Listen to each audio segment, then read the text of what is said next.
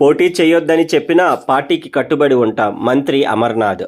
CM జగన్కు 175 మంది ఎమ్మెల్యేల కన్నా రాష్ట్ర ప్రజల భవిష్యత్తే ముఖ్యమని మంత్రి గుడివాడ అమర్నాథ్ తెలిపారు. సీట్ల మార్పు ఉంటుందని ఆయన తమకు ముందే స్పష్టం చేశారని చెప్పారు.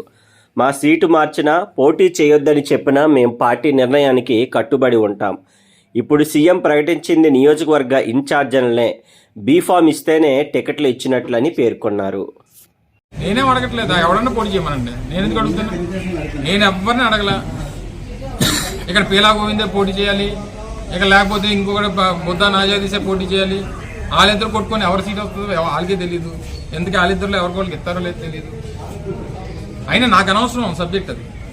వాళ్ళ పార్టీలో ఏం చేసుకుంటారో ఆ పార్టీ ఇచ్చుకుంటారో లేదో, ఆ పార్టీలో ఆ జనసేనకి ఇచ్చుకుంటారో ఆ పార్టీలో తెలుగుదేశంకి ఇచ్చుకుంటారో అనేటువంటిది మన సంబంధం. ఏం ప్రకటించారు? పార్టీ నిర్ణయం తీసుకుంది. పార్టీ ఒక నిర్ణయం తీసుకుంది. జగన్మోహన్ రెడ్డి గారు ఒక నిర్ణయం తీసుకున్న దాంట్లో 11 సీట్ల విషయంలో వారు నిర్ణయం తీసుకొని దానికి సంబంధించినటువంటి ఇన్ఛార్జీలు ప్రకటించారు. సీట్లు కాదు, ఇన్ఛార్జీలు ప్రకటించారు. సీట్లు అనేటువంటివి ప్రకటించినప్పుడు సీట్లు అంటే బీఫార్మ్ ఇస్తే సీట్లు అవుతాయి. ఇన్ఛార్జీలు అనేటువంటి ప్రకటనలో భాగంగా కొన్ని మార్పులు చేర్పులు అనేటువంటి చేశారు. నేను చాలా సందర్భాలు చెప్పాను. ముఖ్యమంత్రి గారు మా పార్టీ ఈరోజు రాష్ట్ర ముఖ్యమంత్రి, మా పార్టీకి జాతీయ అధ్యక్షుడు.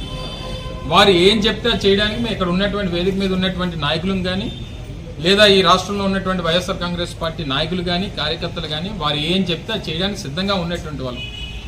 మాకు సీట్ ఇవ్వకపోతే ఇంకో పార్టీ చూసేటువంటి ఆలోచన కానీ, సీట్ ఇవ్వకపోతే ఇంట్లో కూర్చున్నటువంటి రకం కానీ మేము ఎవరం కాదు.